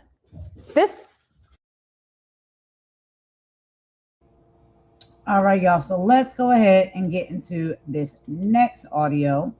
And this one is the raw audio directly from Candace Owens. So I want y'all to hear a little bit of this as well. Give me just a second. I'm going to get this up on the screen so I can play this audio for you guys. And y'all let me know what y'all think. It's just, a lot of these people and a lot of these things are very questionable. We are living in a day and age of like where people seem to really desire to want to be like actors, actresses, stars, and celebrities of some kind by any means necessary. And the truth is starting to come out about a lot of people as to what they really are. They're in it to win it, whether they're in relationships, marriages, businesses, it doesn't matter. Whatever it is that they have in mind, their goals that they're trying to reach, they'll try and reach those goals by any means necessary, even if it means connecting themselves to someone, marrying someone, having children with someone, just to get across the goal pole. I don't know how y'all think and feel about that. I think it can be nasty work. And again, all of this stuff is alleged. We can't be sure, but I know what it looks like and I know what it sounds like. And to me, it's a little bit questionable. Y'all let me know what y'all think. Let's go ahead and get into it. All right, you guys, happy Tuesday. I survived the ice storm. I'm sorry that we were down yesterday. We had no internet, but we are going to make up for it with a show this Friday. Anyway, what do I have for you today? Okay, before we dive in, a quick thank you to Nimi Skincare for supporting the show. New year, new skin, same values. I appreciate that Nimi focuses on quality, simplicity, and skincare that's made right here in the USA without chasing trends. You can visit Nimi Skincare. Basic journalism. It existed. I know it seems very far off, but it would be considered probably back in my day, literal insanity to allow someone to take over the reins of an organization that quite literally relies on the goodwill of the public. It's a charitable organization, which happened to have raised over $250 million following the assassination of its founder. And then apparently nobody's interested in doing a basic profile piece on the new chairman and CEO that took over. Like that's actually, that makes no sense. And so that's what we are committing ourselves to. We are doing a couple of episodes to separate fact from fiction when it comes to the background of Erika Kirk, because the public deserves to know. And like I said, it's basic journalism. This entire idea that, well, Charlie wanted this, that just would fly probably actually nowhere in the world, not even in the old world, not even under monarchy rule in the 11th century. In England, would that work? You can't just say, oh, well, that was his missus, that was his queen consort, and hand her a kingdom. Even under that model, it would be Charlie's son that would inherit Turning Point USA. So stop doing that. Stop saying that. Doesn't make any sense. The public is not biting. I am not biting. And to be clear, the more time that goes on, the more that we are seeing the general direction that this company is taking under her stewardship, the less we're liking. The general public doesn't like it. I don't like it. And especially the recent bout of paranoia where we had a bunch of employees who factually worked 20-hour days. That fact, by the way, you are about to hear Erika confirm herself. Those employees were then fired without even being given a clear reason as to why. Just gotta go, going in a different direction. That doesn't exactly match what we were told as the public. We were told that they're a family. How dare anybody question anybody ever in the family? Followed immediately, almost seemingly in the new year, by get out. We're just moving in a different direction. Knock, knock, we're at your door. You fired, and you better hand me your computer or else. We just want to know what happened here. Anyway, being a 501c3 company, being a charity, becoming a charitable organization makes you, of course, accountable to the public. Always, they are allowed to ask questions, even if you want to send out a bunch of cease and desist letters. And thanks to this recent string of misguided firings, that's putting it mildly, we did happen to get our hands on an audio recording of a corporate-wide Zoom call, which took place pretty immediately following Charlie's memorial. So for clarity, this call took place on Monday, September 22nd. So this is 11 days, less than 2 weeks after her husband was publicly assassinated in front of the entire world. It's important to remember that. It's also less than 48 hours, about 48 hours after his private Catholic funeral mass, which the public was not privy to. But top paying donors were. That's also odd. We'll save that for another day. I just think that you should know that. I want to plug that into our master timeline, which I know I keep promising you I'm going to publish. I will. So we know on September 10th, Charlie is assassinated. This is bottom of the timeline. On the 18th, this, by the way, strikes me as odd in the retrospect as I was working on these couple of episodes about Erika. On the 18th, there's 8 days after the assassination, she gave an in-person interview with the New York Times at her and Charlie's condo. Okay. Now, regarding the New York Times profile piece, I was totally in a cloud of grief by myself when all of that went down. Okay, you remember I had to go away to Wyoming just to breathe, to process, to get closer to accepting that it was real. I went away for 2 weeks. I didn't really catch the fact that it was an in-person meeting until later. 8 days after his public assassination, and she sits down for a piece with the publication that hated Charlie the entire time he was alive. New York Times was constantly writing hit pieces about Charlie Kirk, or pieces that just were not kind or favorable to Charlie Kirk. So it's an interesting decision. And reading the article, or rereading, because somebody said you should actually go back and revisit everything that transpired in the days after, and you kind of have new eyes, and that's very true. But in reading that article in retrospect, something that I am particularly struck by is the fact that she describes suddenly being forced into the single mother position as the quote unquote least traumatizing thing. Becoming a single mother suddenly, 8 days later, she describes that as the least traumatizing thing. Again, that's an exact quotation. I'll read it. You can see it. They're going into this, they're speaking about Trump's energy and his tone toward her on phone calls. And it reads, quote, from her, "The president's tone," she said, "was soft and embracing. I could tell he wanted to hug me." Others have responded in the same manner to Ms. Kirk, now left to care for a 3-year-old daughter and a 1-year-old son. "That new life," Ms. Kirk said, quote, "is actually the least traumatizing thing for me, since she herself has been raised by her mother after their parents divorced when she was young." And we're just supposed to pretend that that's completely normal or whatever. I would figure maybe the least traumatizing bit would be something more mundane, maybe along the lines, if this was a thing, if Charlie constantly filled up her gas tank and someone was like, well, who's going to fill up your gas tank? She might write, that's actually, that's just me filling up my car.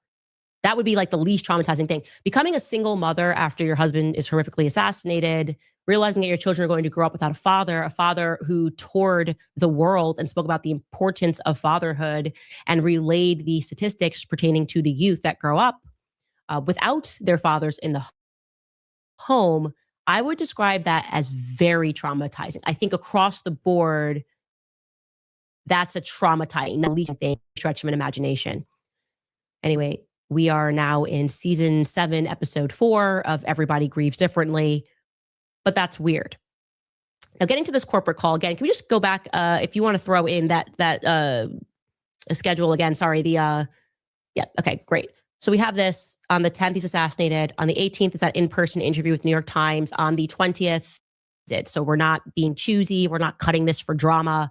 The obvious point of this call to set this up is to introduce Erika. She's a new leader. Not even introducing, she's just heading up this call, but obviously she's going to be at the helm of this. So they're getting to know her.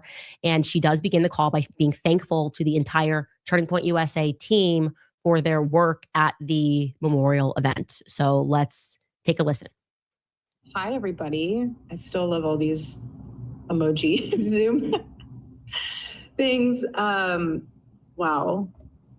I don't even know where to begin. The fact that we were able to pull off an event of a century, like it's just insane.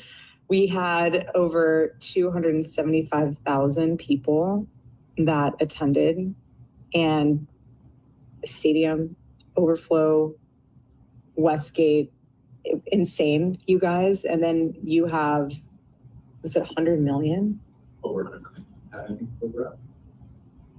You guys that heard the gospel and all about Charlie and all about everything that you guys do, and the hard work of Turning Point USA is insane. We had thousands that were registered to vote. I think we're at like over 200,000 for merch sales. Don't quote me on that because I think it just keeps like bumping up like crazy. But I just wanted to say a huge, huge, huge thank you to the events team, the development team, the graphic design team, the production team. It's just phenomenal. Their incredible work leading into the memorial. And honestly, a lot of the staff that worked on the memorial, they had 20-hour days for a week during the time of us grieving the loss of my husband. And honestly, I know several staff that didn't even sleep. Again, you guys are breathing angels, and I'm so grateful for all of you. And obviously a huge thank you to the Mosaic team. VI, you guys are 10 out of 10. Like we have the most incredible team. We just do. And you guys know that, and you guys are all a part of that. And I am so, so thankful. And if you do have a moment and you run into any of those staff members that you know had a role in this, and you know that they put a lot of their time and effort into it, just say thank you. There's something really special to be seen in moments like this, and it's not easy. I'm speaking from experience. I'm right in the trenches with you guys.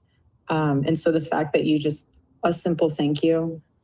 I don't care if any of you have beef with each other from the past or have any issues with someone said something about this or that. Like, if you guys have any of that, please put it to rest. My husband's dead. Like, I'm not trying to be morbid, but he's dead. And it puts life into perspective of how short life is and relationships, and God puts people in your life for a reason, and it teaches you a lesson, it teaches them a lesson. So if you are going through a time where, just lay it to rest, and we are moving forward, Turning Point USA 2.0 with Charlie in our hearts, and that's what he would want. Okay, so I'm just looking at the chat here, and you guys are responding live in the way that I felt live listening to this. It is the general tone that is off-putting. It's the laughter that is off-putting. It's, again, we are not even 2 weeks after watching your husband be assassinated. We're talking about numbers and metrics that have been hit. And my husband's dead, not to be morbid. That is a sentence that and this was not my husband, and I had no sort of the type of relationship that she had with him, that I was able to utter. Least of all, I mean, that's moving pretty quickly to the acceptance phase. Now, we know everybody grieves differently. In my imagination, I just thought she would be more upset. And I want to be clear, the overall mood of this call is extraordinarily upbeat. It's extraordinarily happy. But of course, as the CEO and chairman, she does have to address the elephant in the room, the morbid elephant in the room, if you will, because it's an obligation. You have a new CEO. The employees are working 20-hour days, but also their founder, Charlie, was publicly assassinated less than 2 weeks ago. You got to address that. And you're going to hear her address that by recapping to them that throughout these long working days, the employees were provided with ample resources while they were working. Take a listen. I'm just grateful that while things were still in motion and moving around, that we had our leadership teams provide for you counselors, pastors. I heard there were therapy dogs. Slightly jealous that I didn't get to have any moment with a therapy dog. Breakfast. I was really adamant about making sure that we paid for your flights for your spouses to be there. That was something on my heart. You don't want to grieve alone. No one's supposed to grieve alone. It's not healthy. But I just think it's a beautiful honor that all of these benefits were made for the community to grieve and remember Charlie. And I really hope you took advantage of those in a healthy way when they were provided, because it's meant to be for everyone, for healing. Grief comes in waves. Some days are going to be tougher than others, but take it as it comes. And that's why you have your Turning Point family, and just lean on them and lean on other people in your life that will help you and pour into you and pray with you to get you through it. I say that, though, that if you do need more time to grieve, please continue to use Turning Point USA's network of counselors. We have pastors. I mean, there are so many resources for you. If you do need additional time off, please talk to your director about using paid time off for that. And again, it's not easy, but again, grief is hard. Otherwise, honestly, Turning Point USA and Turning Point Action, full steam ahead, you guys. Charlie would want us to get back to work, and that's what we're doing. And that's what we did with the memorial. And I'm so honored and proud of each and every one of you, because that's what we're going to do in his honor and in his name. We have so much to do, which is exciting. Charlie in heaven is like, you guys thought you had a busy schedule, then just you wait.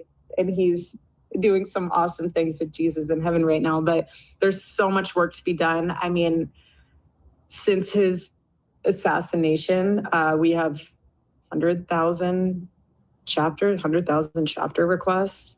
We have 300,000 new donors. That is a blessing in itself. Again, not normal. All God. I think we have 50,000 plus hat orders to fulfill. I mean, I'm saying these numbers because it puts into perspective that we're not just sitting and thinking and looking at the wall being like, what do we do? Like that, there is so much to do. You have over 20,000 AmFest registrations. There's a lot happening there, and none of it is what I would be expecting to happen there. So basically what the employees said to me was that they got onto this call and everyone's exhausted, everyone's been working, they pull off this massive memorial. And then there's kind of this approach where it's like, well, if you guys need paid time off, like Charlie's in heaven dancing, wanting you to work harder. He's just up there like, you better work, but you can use the paid time off that you have earned, by the way, if you need to grieve more. But imagine you're the employer and you're like, okay, well, this is his wife saying this. So am I weird? Would I be like, I would be pretty weird if I needed to take time off and his wife is saying she's full steam ahead. That's the mentality that they had. Like, how are we supposed, like, are we weird for wanting to grieve? Is that not the vibe? How can we take paid time off when Erika, his wife, is saying full steam ahead? It's very strange. It is even kind of using this idea of Charlie being in heaven, looking down, and the laughter. I don't know. I feel like the rest of you. I feel uncomfortable. And of course, now all right, y'all. So if y'all want to check out the rest of that video, head on over to Candace Owens' channel and her platform.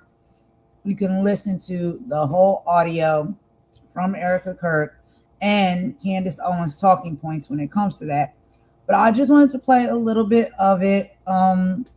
There is, a lot more actually to be listened to, but we're approaching almost the 2-hour mark. So I'm going to move ahead because I want to get into this last video, and we're going to be listening to the niece of President Donald Trump.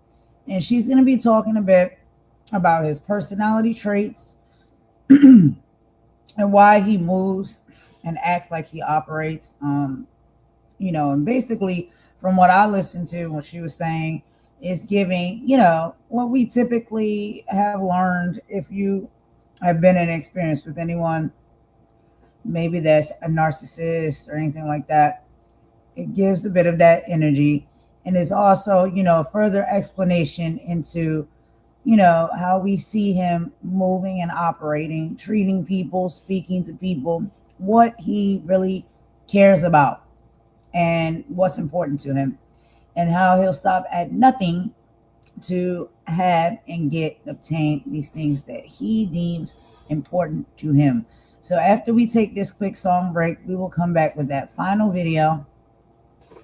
And then after that, y'all, we will end this live for the evening. I will let y'all go. It's almost 10 p.m. here Eastern time in the Carolinas. And I'll be back possibly tomorrow, or maybe I'll come back the day after that. I may take tomorrow off. I'm not sure.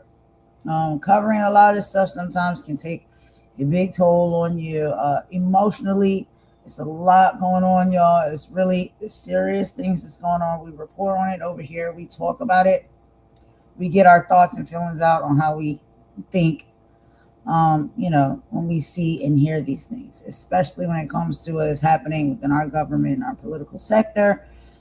We watch these people, as a summary real quick with the whole Erika Kirk and Charlie Kirk situation.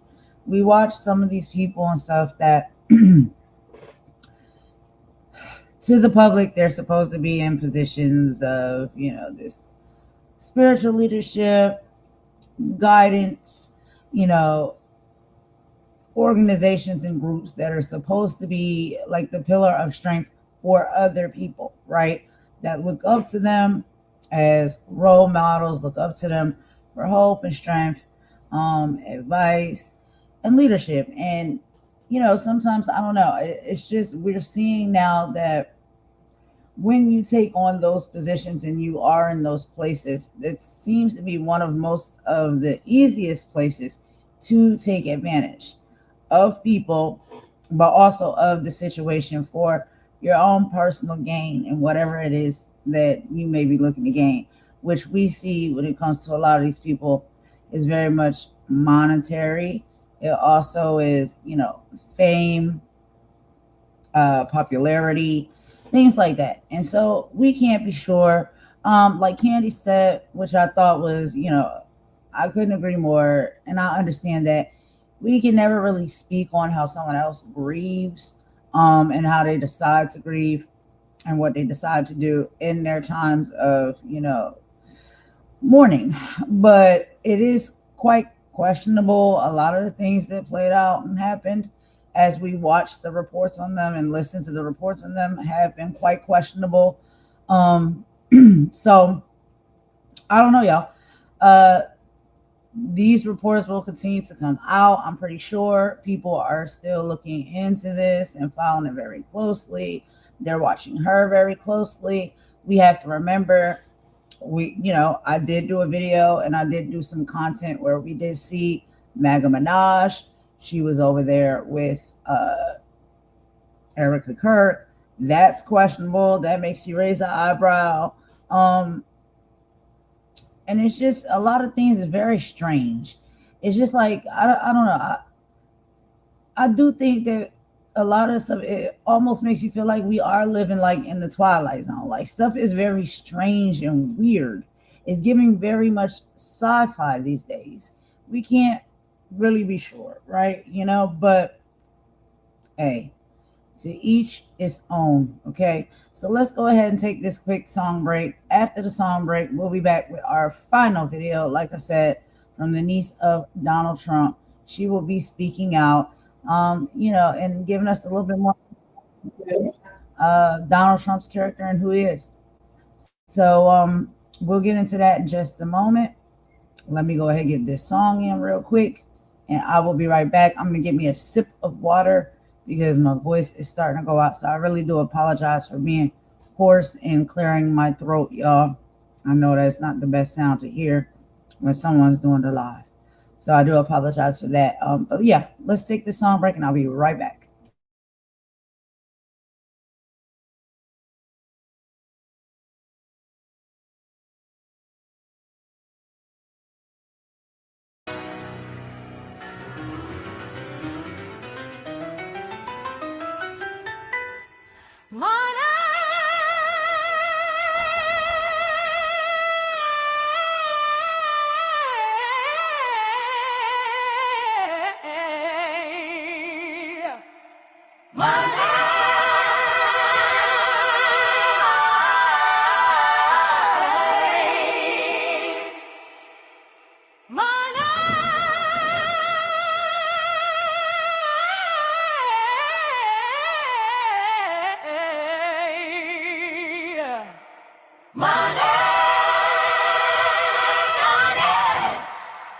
I was born to pray,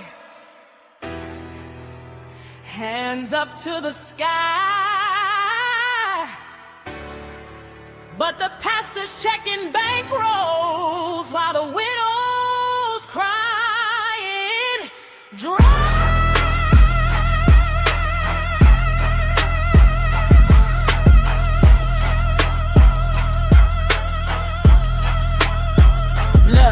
Check the ties, check the pews, check the greed. Building gold-plated cathedrals while the hungry never feed. Dresky called it out, yeah, he put him on the blast. Touch a guy's skit, now the joke is gonna last. They don't care about the spirit, they don't care about the word. Just a bounty on a blessing, man, it's truly quite absurd. Getting paid by the sea, yeah, they stacking up the ball. While the broken-hearted people think the struggle is their fault. It's a business, it's a racket, it's a holy coded game. Don't sell a miracle water just to glorify the name. He needs a gold stream for the Lord.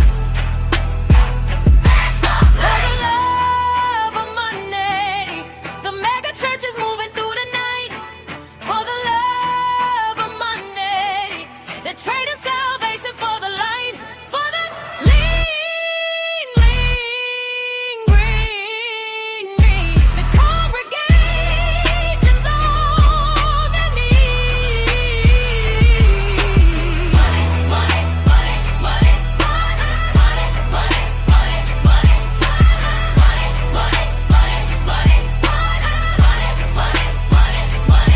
I need the peace, but not like that.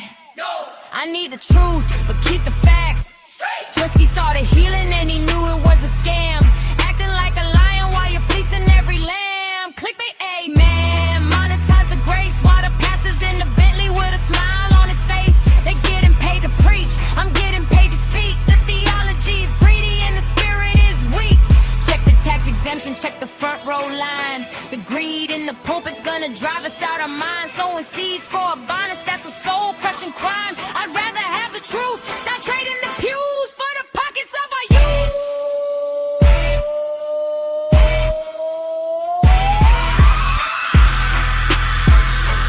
Don't let the anointing change you.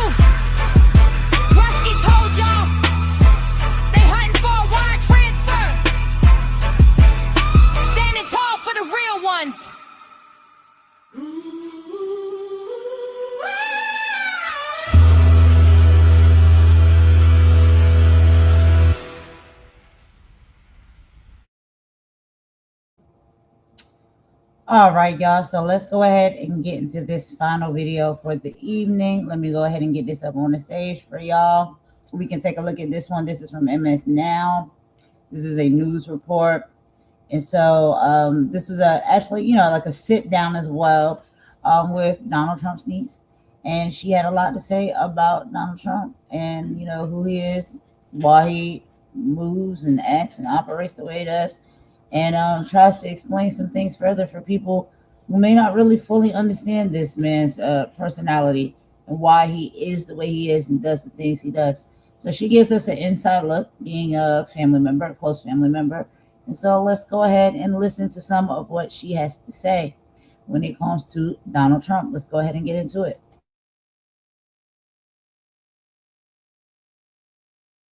Top Democrats are asking Tulsi Gabbard to explain why she attended an FBI raid in Fulton County when agents seized ballots related to President Trump's 2020 election defeat. Here's what the president said when asked to explain.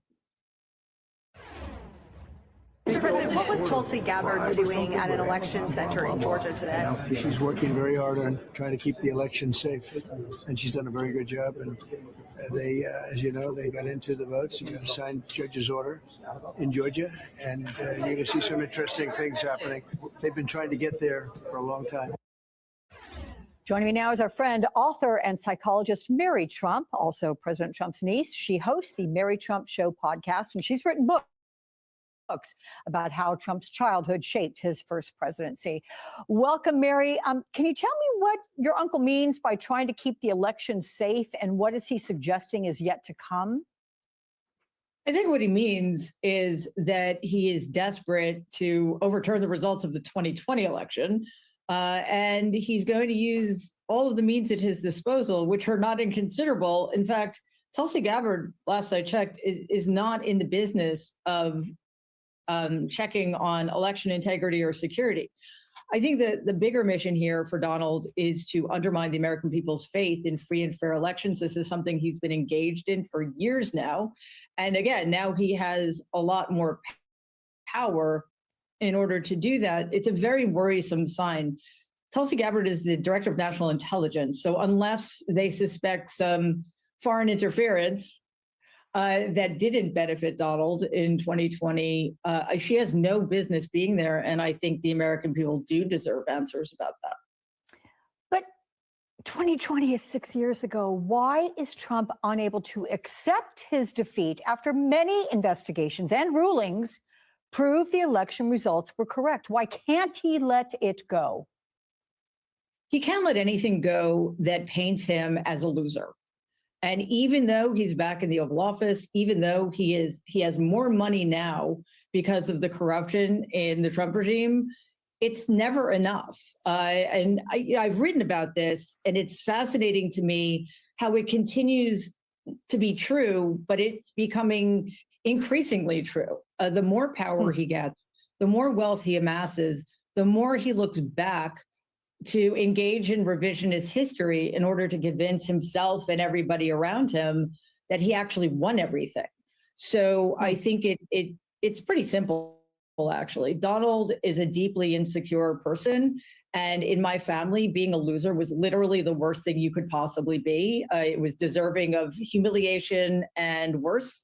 So he is still trying to rewrite that narrative to protect his fragile ego. So, as you know, this week, he did actually file a lawsuit against the IRS, and it seeks a $10 billion taxpayer-financed payout over the leaking of his tax returns some years back. And last October, he also demanded $230 million from the Justice Department as compensation for the federal criminal investigations that he faced after losing in 2020. What's this really about? I mean, you mentioned money. Is that what it's all about? Yes. It is indeed, because Donald, it's never, as I said, it is never enough, because going back for decades, money is the only thing that gives people in my family a sense of self-worth. So the more you're worth financially, the more you're worth as a human being. And he has a very, very deep void that he's trying desperately to fill and money is his preferred way to do that. Of course, it's not going to work because we see these lawsuits becoming increasingly frequent, and the numbers are getting bigger and bigger. And he doesn't let anything go ever, even if he has indeed won, in a sense. Like, I defy him to prove what his damages are. He's back in the White House. He's making money hand over fist. And I think there are cases in which the lawsuit is vengeful. It's to get retribution. I think Letitia James Comey, but sometimes it's a mechanism to simply to enrich himself in a very easy way. He's a track record here, suing media corporations, for example, and despite the fact that they're frivolous, they settle to his benefit. So he's not going to stop. I mean, he's suing me for $100 million. So, and I think that he understands now that there are bigger fish to fry. Yeah. I mean, but really taxpayers would be the ones paying these out, which is extraordinary. I wonder how Americans feel about that. So with all the developments in Minnesota, Governor Tim Walz found himself having to talk to the White House officials as well as the president in the last week. And here's some of what he said about those talks. Let's watch. This is what's so hard to deal with this president. You have to know the psychology of how to do it. Look, I know who I'm dealing with, and I know the reason that he was calling me was he needed something from us. He needed it not because this is a horrific situation of a violation of human rights, the potential murder of Minnesotans, an assault on our state that is unprecedented, I think, in American history. The reason he was calling was his poll numbers dropped and it looked bad on TV. Do you agree there's a psychology involved talking to the president? If so, what advice would you give? Yeah, I agree with Governor Walz completely. Donald is not the least bit concerned about the violence that's being perpetrated. In fact, he's ordering it to be perpetrated. His goal here is to create circumstances in American cities that either lead to Americans staying home and keeping silent, or to clashes like we've seen in Minnesota that can give him the opportunity to invoke the Insurrection Act or declare martial law.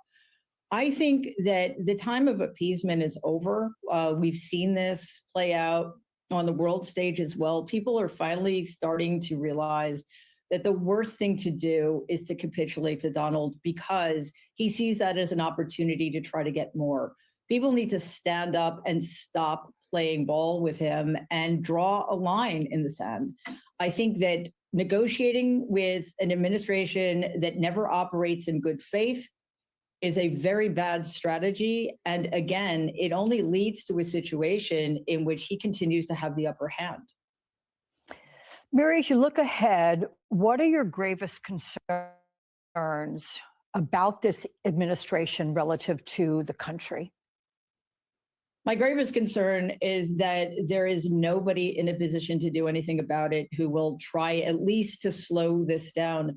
What we've seen since January 1st has been, on the one hand, not surprising, but just a shockingly quick decline of America, both domestically and internationally. So we're not just looking at a situation in which American institutions continue to be dismantled. We're not just looking at a situation in which essentially a Gestapo is being unleashed on the American people. We're looking at the possibility that the Trump regime is going to unravel the post-World War II order. And that is going to be extraordinarily difficult, if not impossible, to come back from.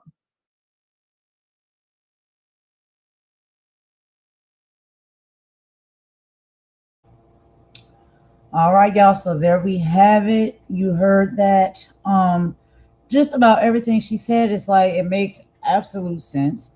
I agree with all of it, you know, and when we're talking about power and money, this is what is driving a lot of people to do the things that they do, with no integrity, no empathy, no feelings at all, based off of the decisions that they make and the havoc that they wreak on other people. It comes from a selfish place. These are people that want what they want, and they want it now. It's my money and I need it now. Well, it's not really their money, but it's the money that they want. It's the things that they want. It's the power and the positions that they want. and they will go through any lengths to get them. And then the most dangerous part is once they do, they'll do whatever it takes to keep it. And so we are seeing a lot of this play out and pan out, not just within our government, our political system, but all over. I'm pretty sure there's people who would bear witness to this in their workplace where they go. There's probably, characters or associates in your workplace that you probably see every day that move and operate that same way. They will throw you under the bus. They'll lie on you, they'll do whatever it takes to make sure they have and keep that position they have, and they keep that money, and it keeps rolling in and it keeps rolling on. And so this is a characteristic trait of a lot of people. And you come across it. Every now and then you'll come across it, no matter where you're at or what you're looking at. These are how these people operate and think and move. Excuse me, y'all. And so this is I think a big issue of what we're dealing with, and why we're seeing, the lengths that these people will go to get the things that they desire to have and keep them.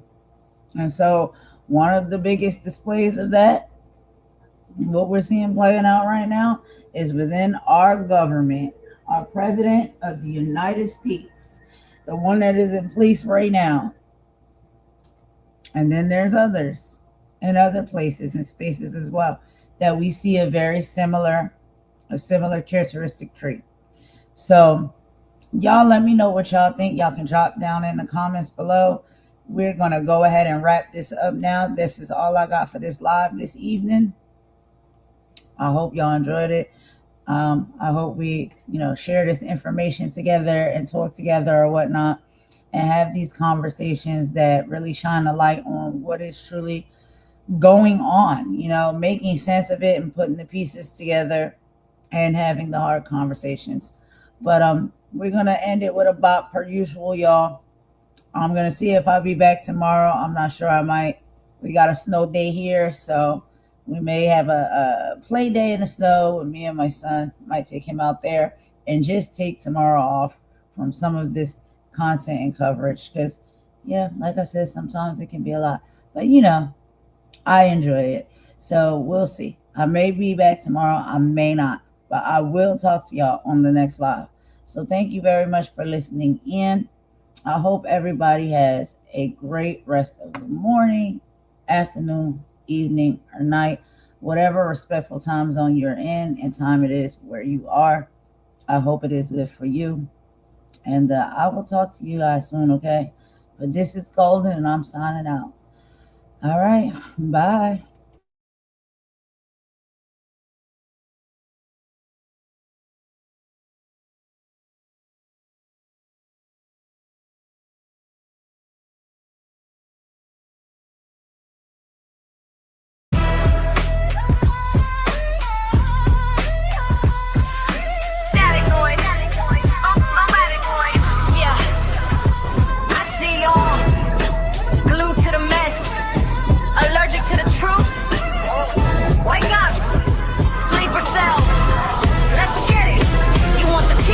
If you want the who said what, but when the blood is in the street, you keep your big mouth shut. You run the numbers up for clicks on every toxic lil, but skip the stream about the kids who barely can survive. You're addicted to the circus dancing for $1 bill, while experimenting on us popping every kind of pill. Algorithm got you trapped, a digital lobotomy. You'd rather watch a dummy tech than learn about autonomy. Low vibrations, yeah, that's all you crave. Mind of a zombie, walking to the grave. Talk about the spirit, talk about the fight. You vanish like a ghost, you disappearing in the night. Dumbass zombies, sleepers in the cell. Build your own prison in this digital hell. Low vibration. We moving on. Hypertext is boring, spiritual rarity is deep. That's exactly what they wanted, just to keep your soul asleep. They shout down when I good. They're hunting for the press, and you're arguing in comments about a rapper summer dress. It's a war on your mind, it's a war on your health. But you're too busy scrolling, giving stupid all your wealth. I'm a golden queen, I'm 10 toes down in the mud, while you're chasing cloud and spilling everybody's blood. Are you a fan of your own destruction? Is the gossip worth your soul? Unplug the wire. Debate the self. Mama warrior told you. Now bring it back. Low vibrations. Yeah, that's all you crave. Mind of a zombie. Walking to the grave. Talk about the spirit. Talk about the fight. You vanish like a ghost. You're disappearing in the night. Dumbass zombies. Sleepers in the cell. Build your own prison in this digital hell. Let's go. Vibrations. Yeah. Numbers drop when the truth gets loud. But I'd rather have a few than a brainless crowd. Yeah, the veil to the world, high frequency only. Mama, warrior, golden queen.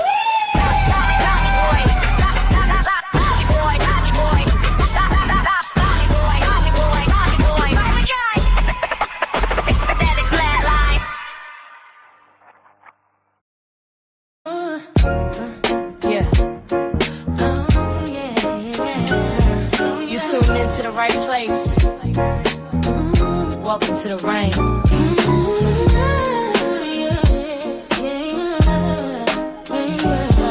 Golden Queen. H2.0. Let's get it. You're looking for a diamond, found a treasure in the rough. Tired of all the noise, cause you finally had enough. I'm here to build a movement on a mission for the nation. Dropping gems of knowledge, killing all the hesitation. We fighting for the truth, yeah, we fighting for what's right. Building unity and shining up a brand new light. It's a variety channel, but the vision's crystal clear. Pushing us all forward, conquering the doubt and fear. Yo, welcome to the queendom. H2.0 on your screen, with the content's real and smart and funny in between. This is more than just a stream, it's a platform for the change. Time to elevate the game and rearrange. So if you're ready for a vibe that you can feel and trust, joining in the movement is a definite must. This ain't just another channel talking smack behind the screen. It's a spotlight for the creators, building up of the scene. Spreading radical love, that's the message in the code. Helping everybody carry up a heavy load. From social justice issues to the laughter that we need. Planting seeds of progress, watch them grow from just a seed. This is authentic, this is raw, this is everything you saw. Welcome to the battle that is truly being fought. Oh, so come with your respect and see the real effect. Cause I protect my own right here on the throne. Don't make me unleash the dragon. You've been warned.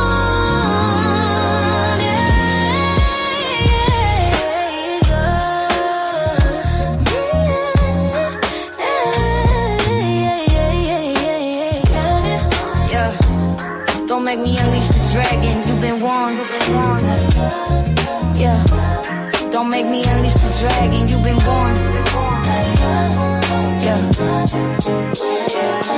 Yeah. Golden Queen H2.0. The movement starts now. Go ahead. Hit subscribe, ring that notification bell. You don't want to miss a thing. Welcome to the family.